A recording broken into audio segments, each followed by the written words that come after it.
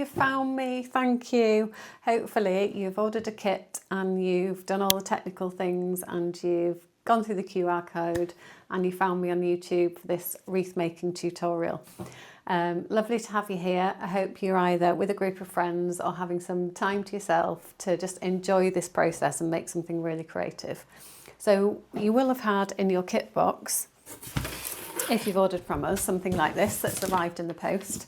A lovely little treat, and with everything you need to make your lovely wreath inside. So this year, this is the sugar plum. So I'm just going to show you briefly what you should expect to find in the post. All these gorgeous dried materials, which we'll come to a bit later on. Your bag of moss, all your nice instructions, the step-by-step book, which is really helpful to refer to still as you're making it, but hopefully I'll cover most of that. And something nice to keep and refer to later. All your practical things like your wire frame and the wire and bits and pieces. And just put that down here.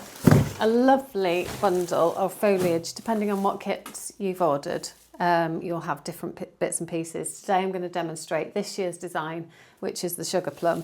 And we've got lots of beautiful evergreen, scented pine, pistache, and other bits and pieces that we're going to be making up shortly. So we're going to get to work in a bit, but that's what's in your kit. So once you're ready to start and you've got your table ready, you've got your pinny on, you've got all your other bits and pieces, maybe a glass of fizz on the go, we will make a start and show you the first step, which is your copper frame. Now we are using a copper frame this year and moss. I have thought about using a willow frame, which I'll just show you briefly, is on here. You don't really need the moisture as much for Christmas. When we do the living spring wreaths, we need the moisture and we quite often embed the foliage into the moss. But Christmas, well, it's quite mild at the moment, but we should be quite cold. And all the foliage is evergreen and really lasts well. So you don't actually need the moisture that the moss will provide, other than the fact that it looks beautiful and it smells lovely. So we have considered switching to willow. So I'll show you a willow frame. If you wanted to forage and have a go yourself, you could easily cut some bits from the garden, some clematis that's gone over, some bits of willow, and you could make that yourself. And you don't need the moss. You could just simply attach the foliage straight to there. So that's an option if you want it. But what we've got at the moment and what we've done for years is the traditional way, which is this frame. It's a 12-inch base, and we're going to make a start by attaching the moss to it with your reel wire, which you will have in your kit. So the first stage, and again this is all detailed in your little guide book that you've got, is just to attach the wire at the top. And there's no neat way of doing it. You just need to make sure that you secure the wire so that it's attached, and we're not going to take that off for a little while. And you will have unpacked your moss. This is the messy bit. If it is quite dry, don't worry about it. Absolutely fine, it's not dead. All you've got to do is rehydrate it, which I would recommend that you do before you start this process. So you just get a normal mister. If you don't have one of these, you can just put it in some shallow bucket of water and squeeze it out. But you want your moss to be nice and damp when you start. And you're just going to get handfuls of moss, placing it on the reel wire frame like that. And then with our reel wire, we're going to just wrap it round. Now, you choose which way you want to go round. It really doesn't matter. Some of the team who work here go a completely different way to me. And then when I'm picking up a design and finishing it off, I think, oh, this is an odd direction. There's no right or wrong, but we just want to make sure that this bit, we've got a nice sturdy base, because our wreaths are going to be really lush and nice and thick. So we want to have a sturdy base so it doesn't tip over or it's not particularly heavy. So I've gone quite quickly and I'm just putting handfuls of moss round the frame like so. Don't worry if you can see any wire around the other side. You shouldn't do, but if you can, it doesn't matter. By the time you've gone all the way around, you won't be able to see it. And what you will end up doing is you will end up with a lovely moss frame, just like so, once you've completed putting all the handfuls of moss on the frame. Once you have mossed your frame, it will look like this, as we've just said, and you're going to keep the real wire attached to it. So we're not going to cut that off just yet. So that's what you will end up with, your finished design. So it should be nice and chunky, ready to put your lovely, luscious foliage onto it. You can follow these principles for anything. We're talking about the Lily Loves Wreath here, but if you wanted to go out and forage or have a go yourself this Christmas, you could easily have a go with anything that you find, snippings from the hedgerow, lots of different things in the garden, but this is just what we've chosen for our kits. So once we've got our nice base to work from, we're going to get the bundle of foliage from your kit. We've cut it up a little bit for you in your box, but what you want to end up with is pieces that are about 8 to 10 centimetres in length, and again this depends on how wild you want to make your wreath, and that's what's really nice about it. Even though you've chosen your design, and they will hopefully look something similar to what we've got in the background, and that's this year's design, it doesn't have to be exactly the same, because, and nor would we want it to, because that's something that I've done and designed. Yes, you're using the same materials and product, but the shape will be slightly different. Some of you might go really wild. Some of you might have quite a neat design. And that's the really lovely part of this, is that you're choosing to make your own. It's not a carbon copy, and that's just the way we like it. So I'm choosing to use for this one, I've got some different types of foliage. We've got some pistache and we've got some pine, some evergreen, 2 different types of pine.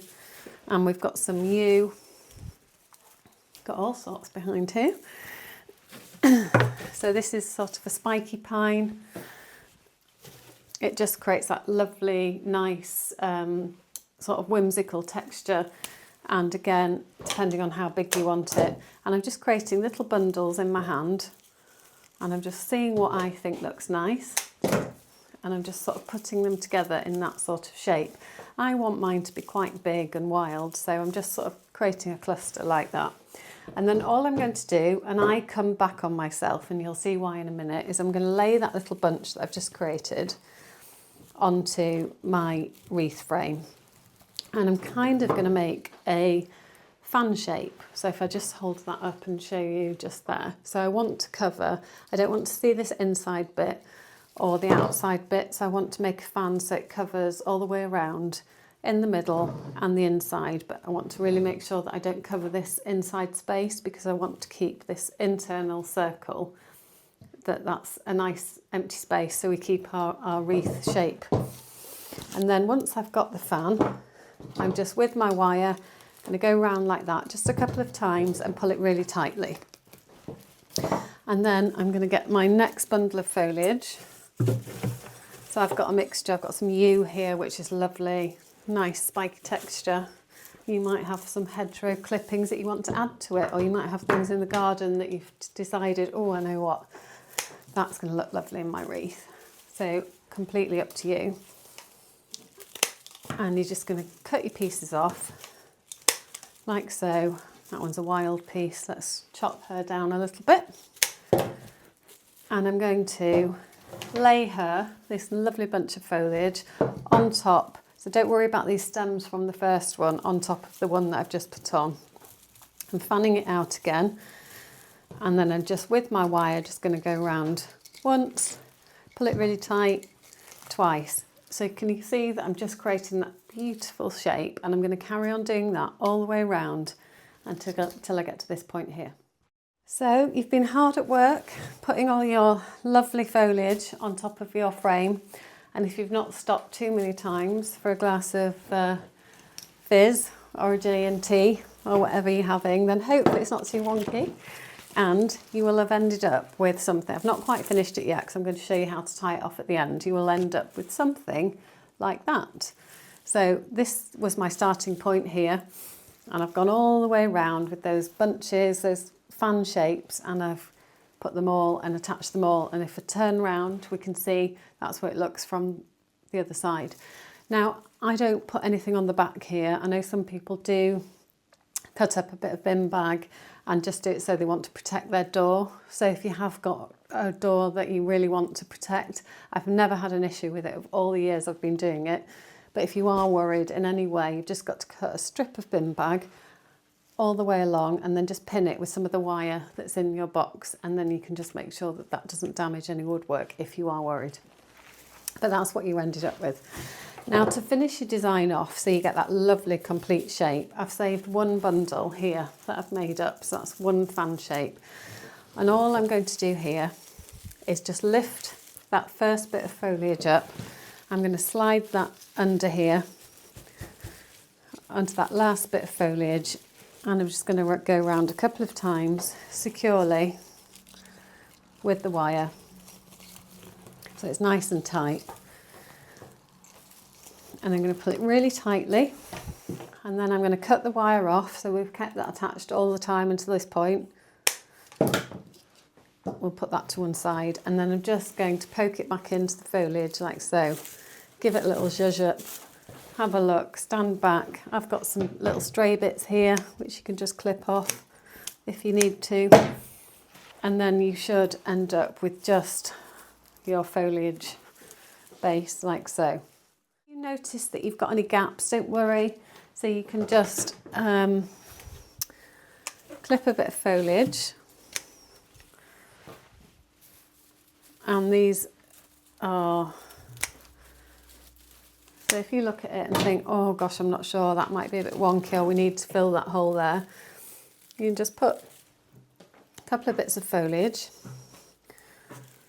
and you might have a gap around the side, in which case you can do that in the bit that you need to. And in your kit box you've got some moss pins, so they're sort of like a hairpin, and all you do is find your gap, plug your hole, and then just secure your bit of foliage with one of the pins, so you don't have to go back around with the real wire and get yourself all twisted and tangled with that.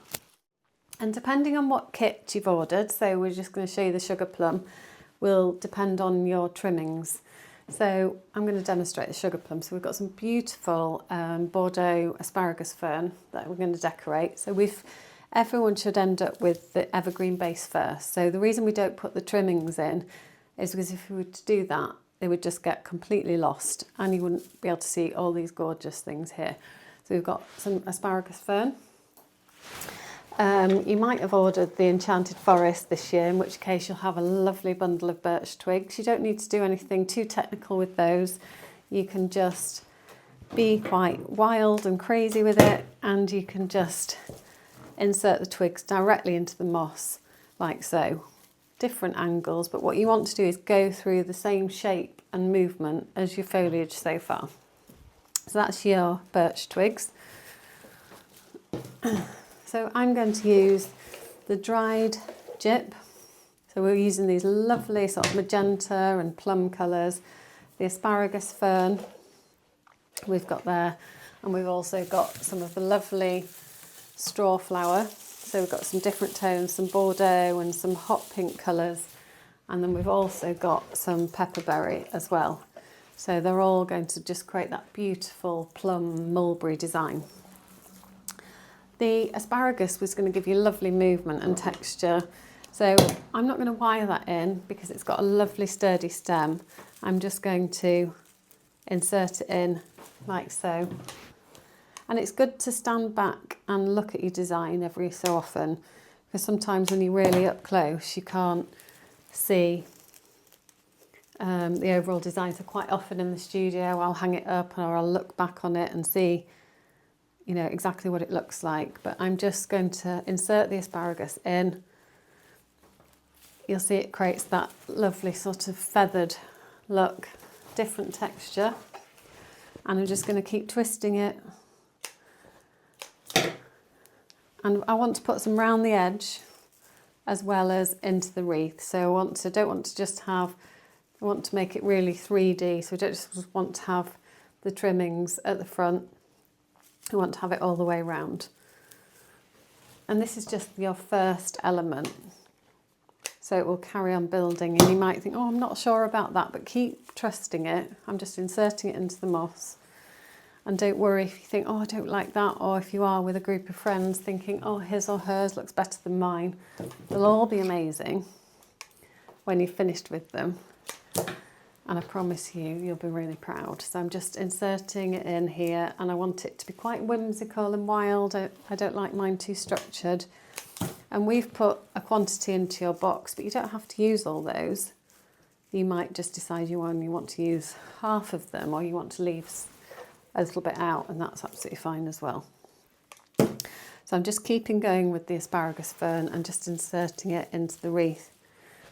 And then I'm just going to mix it up a bit with the jip, and I'm just going to insert that. Again, we don't need any wire for this because it's got a lovely stem. This nice sort of magenta colour, which is really going to pop out. We're going to see that beautiful foliage. And this should really start to bring the colour out. I'm just inserting it along. I don't want it neat. I don't want it too uniformed. Just really, and this is the bit where your personality comes in, that whoever's sat next to you at the moment making theirs, they might look a bit different, and that's great because it's lovely that they're not all the same. So I'm just going round, and now don't forget round the top, you want to still keep going and putting some around the sides, because when it's hung on your door, you don't want this flat thing. You want to at the side be able to see bits and elements as well. And also make sure that you put it in at an angle so that you don't get that flat design. So you really want to sort of lift it out. And then sometimes less is more. It's tempting just to keep going. But so we've just got a couple of elements already at the moment, and can you see how it's just starting to build up? And we've still got our pepperberry to use and our straw flower. So I'm a bit stuck to your jumper. That's okay. Our pepperberry, lovely. This is where you're going to need your moss pins. So some of it, what I'd probably recommend is cutting it, because they're quite chunky each stem. So for this piece, for instance, you've got that lovely natural stem that will insert into your wreath. So I can do that like that. But this bit, for instance, is quite wonky, and this is where your moss pins come in handy.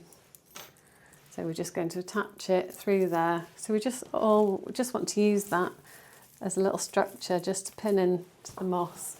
And we're just going to go round and putting all the elements in until we're happy that we've got our design that we want.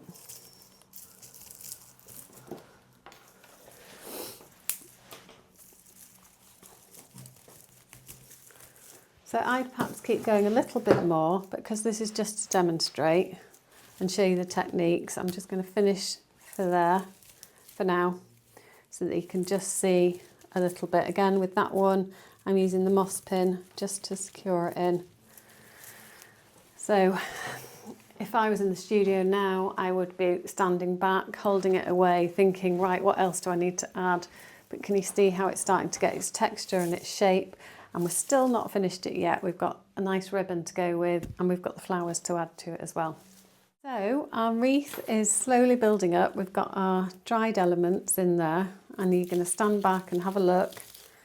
We've just got a few more bits to add, but if you can see on here how it's just starting to change and grow. We've got some amaranthus. Again, this has got a lovely stem that's ready to just insert nicely into your design.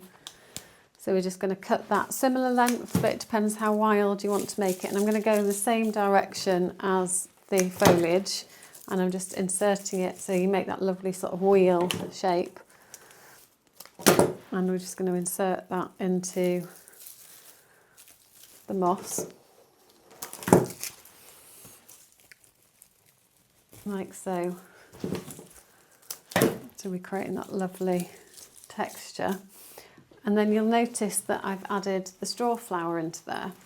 So you will have a bunch of dried flowers if you're ordering the sugar plum. If you've ordered the enchanted forest, you will have, where have I got to, lots of pine cones as well. So the pine cones are really easy to attach. You've just got to get a piece of wire, and again you'll have this in your kit box. Still here. And you just wire round the bottom of pine cone, give it a twist, and this is in your instruction booklet, so don't worry if you can't see this too clearly on here. You want to wire your cones so that they're like that, so you've got this single mount leg wire, and then you just insert them into your wreath like so, and if the wires come back out the other end, you just tuck it back in so you don't have a sharp bit with your wire. So the amaranthus, I'm just cutting off and inserting it in like so. Straw flower, I'm doing exactly the same. You might have bits that are not particularly, because they're naturally dried. I've grown a lot of this myself. This is all from the garden, and that's been drying up there for weeks and weeks now. And some of them are quite floppy, and you'll get this lovely sort of crispy sound to them. So just cluster them together, and one of those magic pins again, just put them over the top here, and then you can just insert it in to your design. So we can faff all day, but you get the gist of how to do it. I'm a perfectionist, so it will never be completed. But for the ease of the video, I think we've got the techniques for now, and you've seen how it's being made. The final thing that we need to do, or two final things, are the bow and the hook. So I'm going to show you those now, and then you are all done. You've got your finished wreath. We've got, this has been there for a while now, but that, just to show you how well it does last, this one has been made up when we did our Christmas shoot, so that I think is 6 weeks now, and it's been hung up in the studio, and it still looks amazing. So your wreath will last well into the festive season and beyond. And at the end of this, I'll give you a couple of tips for what to do afterwards with your wreath. But so we've got our completed design. Now we need a hook. So lots of different ways to hang it to your door. What I like to do is I've got a hook on the inside of the door, and I attach it with a bit of ribbon, and I drop it over the top because I think that looks really pretty. Some of you might have a hook on the actual door, in which case that's easy to attach, but there's lots of different ways, and you can buy all sorts of fancy wreath hooks that drape over the door. But you will need a hook on your wreath, and inside your kit box you will have a long piece of stub wire. So what you want to do, once you've decided where your top and bottom is, you want to turn your wreath around, find the top part, and this is a test of how well you've mossed. You want to find the top of the copper frame. So not sure you'll be able to see, but I can see the little bit of frame there. So I'm just going to attach this long piece of stub wire. I'm going to insert it under here, like so, under the frame. And again, what's going to be really helpful for this bit is your instruction booklet, because it's full of lots of beautiful photography where you can see exactly how you do these more intricate details to your wreath making.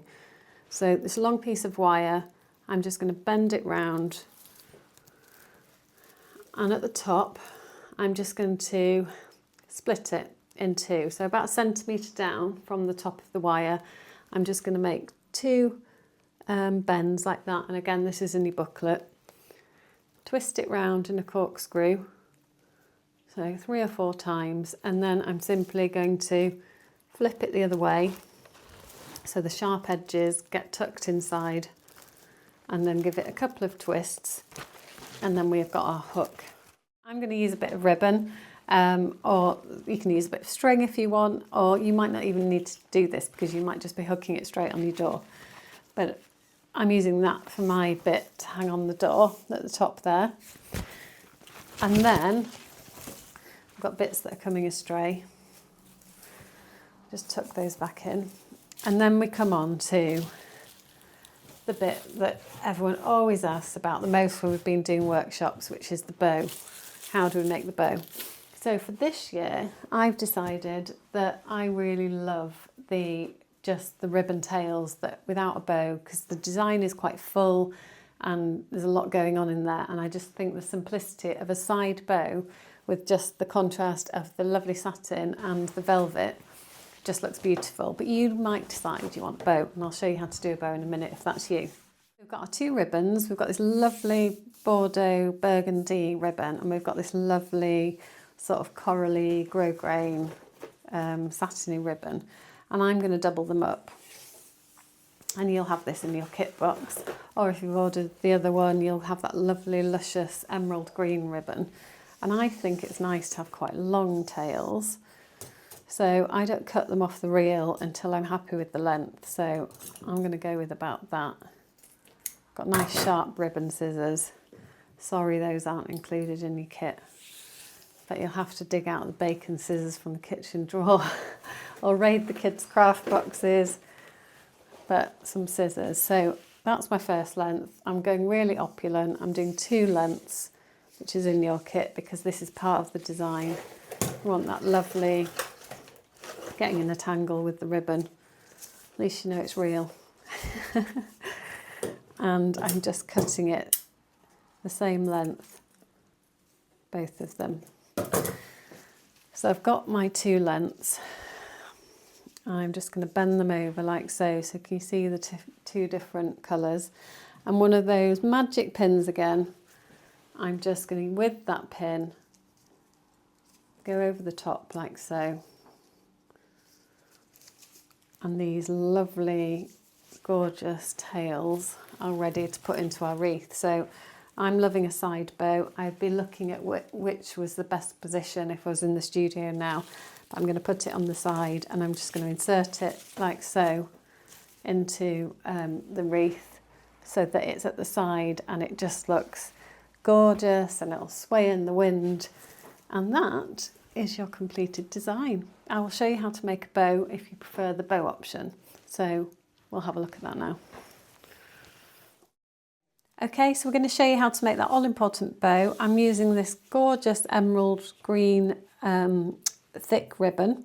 I'm going to decide how long I want it. So I want quite long tails. I'm using my thumb here as the marker for the bottom part. And then what I'm going to do is make a loop backwards and holding it together.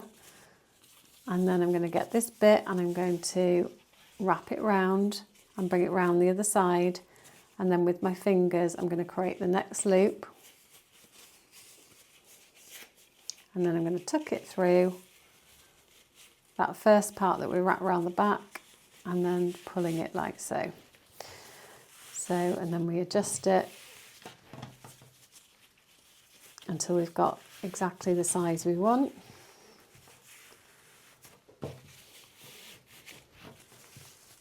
So I want a nice big thick bow. This emerald is perfect for Christmas, and you can just keep tweaking it and adjusting it until you're happy with it. But I think that's looking pretty good. Making sure each part is equal. And there you have your perfect, lovely, thick velvet bow with your tails like so. And then all we're going to do for attaching it onto our wreath is getting a piece of wire, turning it over, pushing the wire in, twisting it, and then we've got that ready to insert into our wreath. But there you have it, your single thick velvet bow. Bow option number 2, I'm going to use 2 types of ribbon. I'm going to use a velvet, I'm going to use the grosgrain. So I think this looks really, really pretty, but another method to use without all that faffy tying if you're not happy is getting 2 bits of ribbon together. Again, deciding on how long you want your tails to be. So I'm going to make them quite long again. And then I'm not going to tie this time. So this is a no tie bow that gives you the illusion of a bow, which is good for when you want a double. So I'm going to make this double. So double ribbon and double bow. So I've done the first loop and then I'm making the second one and I'm holding it with my thumb in place. And because I want a double, I'm making this lovely sort of figure of 8. And I'm going back over and then back under, making sure if you are choosing a double bow that you keep them in place. And then I'm just pinching it in the middle.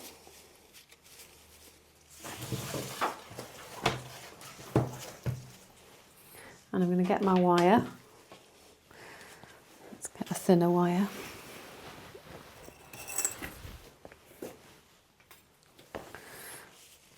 I'm going to pinch it in the middle. Twist. And that's going to get inserted into your wreath.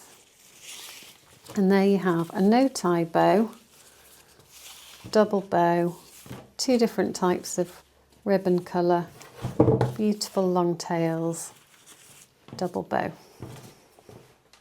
Okay folks, so that's a real whistle-stop wreath making tutorial, but I hope you found it really useful to actually see me live doing it. The booklet, which is in your kit box, is a really useful guide, and no matter what you put in your wreath, those principles are still the same. So we've just demonstrated one design this year, but hopefully a combination of me chatting to you today and the booklet, and you can keep going back to this. It shows you how to make the bow, all the other bits that we've gone through in the tutorial. So a combination of me chatting to you and the booklet, that you've had a lovely time either on your own or a group of friends making your wreath. I hope you really enjoy it and have a lovely Christmas. Bye bye.